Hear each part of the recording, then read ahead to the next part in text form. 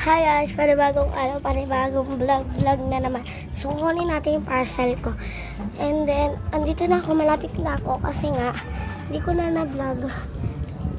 Guys, nag-open na ako ng pinto eh. Doon pa yung bahay namin sa taas. So, andito na ako, malapit na ako sa parcel.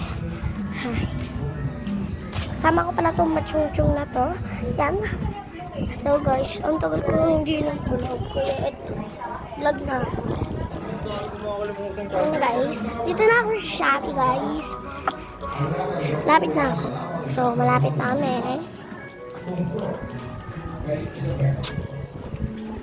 Ito na, malapit na kami guys. Dito na kami guys.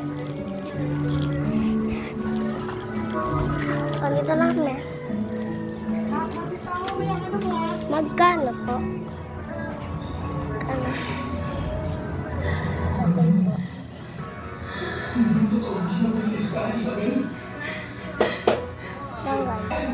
So, binalik ko muna yung aso doon sa taas. So, tsaka din kasi nakalimutan ko yung wallet ko. Magkano po? 24.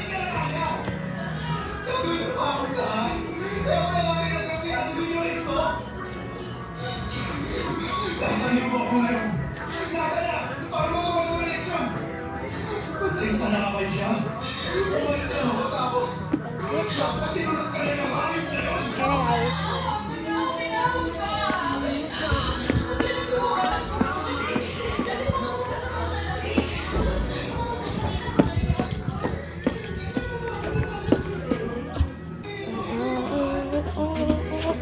Takbo na tayo, ang init. Tayo makawa.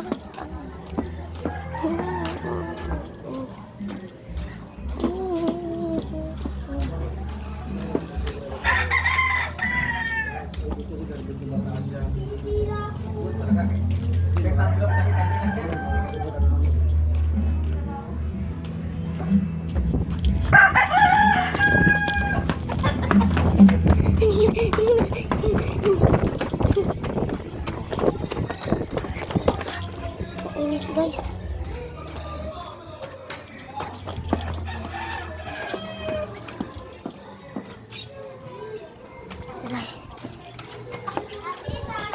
Hello.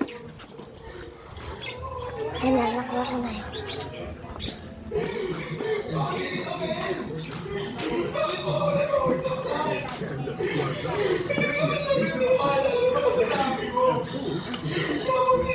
Naliliptimaan ako sa'yo.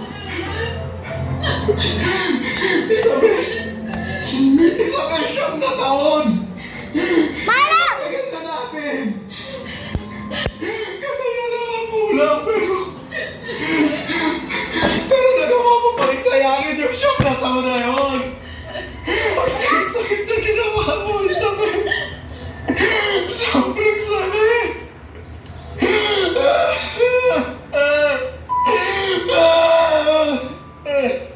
Papadudot sobrang sakit na malamang nabuntis ng ibang lalaki ang kasintahan ko.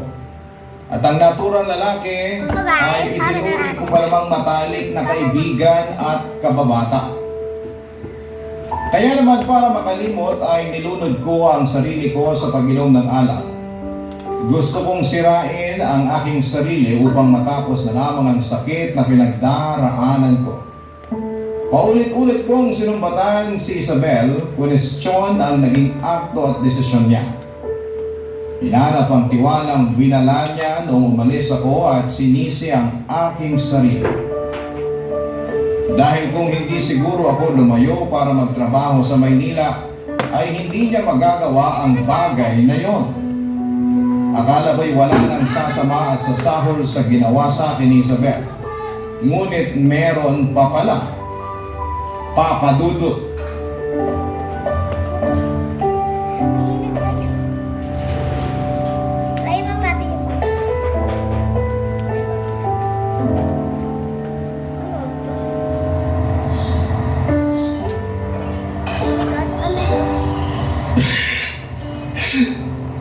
Ano sinabi mo? Tama ba yung narinig ko o baka naman nabingi lang ako? Seryoso ka ba talaga na gusto mo akong kunin na ninong ng anak ninyo ni Arthur? Oo, Gino. Kung ayos lang sana sa'yo. Hindi ko masagot yung tanong mo sa totoo lang. Ang hirap sagutin kasi hanggang ngayon masakit pa rin Sariwa pa rin yung sugat na nararamdaman ko sa puso ko nang dahil sa ginawa ninyo ng matalik kong kaibigan.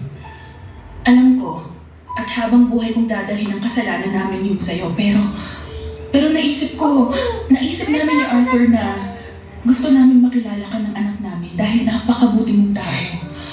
Masakripisyo ka, mapagmahal. Alam namin na mamahalin at aalagaan mo ang anak namin kapag ikaw ang naging ninong niya. Tama si Isabel. Alam namin na malaki ang pagkakasala namin sa'yo kaya paulit-ulit kami humingi ng kapatawaran. Pero sana huwag mo namang ipagkait sa magiging anak namin ni Isabel na makilala ka niya. Kahit na hindi pa man siya pinapanganak palagi ka namin kinikwento sa kanya, Gino. Talaga, Arthur? Anong sinasabi ninyo sa kanya? Lahat ng kabutihan mo at kabaitan mo.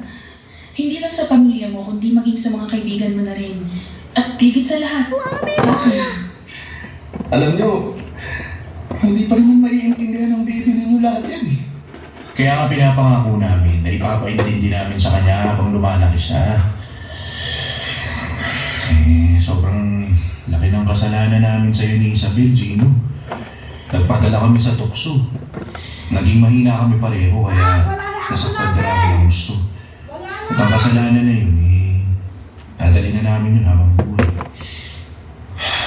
Wala naman tayong magagawa pa. So, ayun lang. Bye-bye. Nangyari